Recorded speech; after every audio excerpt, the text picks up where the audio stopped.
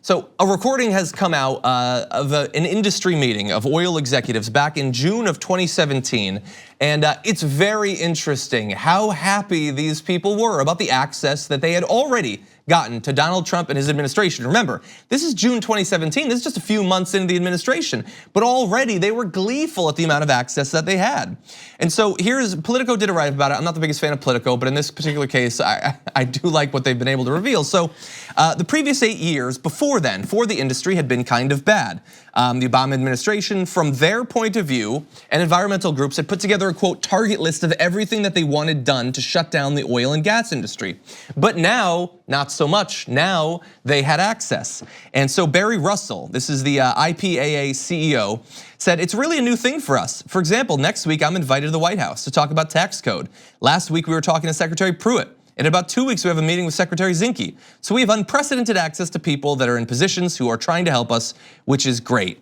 And so at that time, actually, at that meeting, they distributed a private regulatory update memo that had their wish list of things that they wanted to achieve. Now, that was back in 2017, and so we get to see, how did they do? And it turns out that they got 4 of their 5 high-profile issues. Things like rescinding fracking rules meant to control water pollution, withdrawing rules that limit climate change causing methane gas release, abandoning environmental restoration of public land damaged by oil development, and ending long-standing protections for migratory birds. Remember, every year, millions of birds are killed due to fossil fuel industries.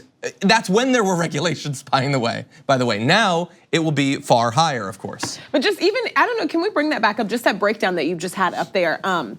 The things that, these are all basically essentially for business decisions. So all of the things at the end of every bullet, like help the earth. Those are good things that deserve protections.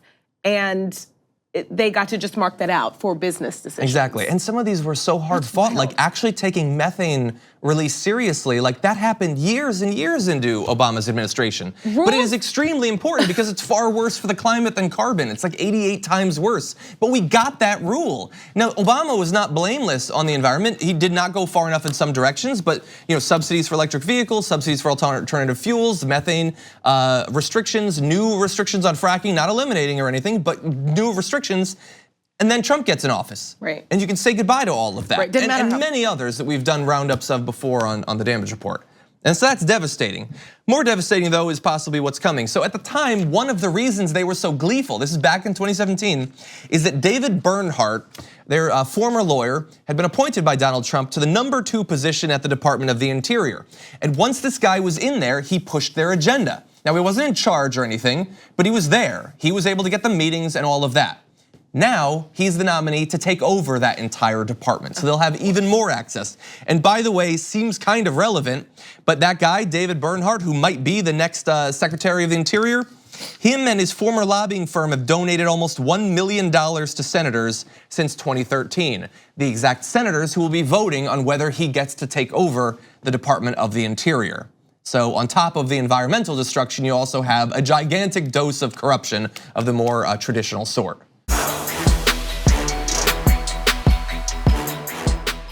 Thank you very much for watching this clip from the Damage Report. If you liked it, don't forget to subscribe to this channel and ring the bell on YouTube to get notifications of our new videos. And of course, you can catch the full Damage Report live every weekday at 1 p.m. Eastern, 10 a.m. Pacific on TYT Network on YouTube TV.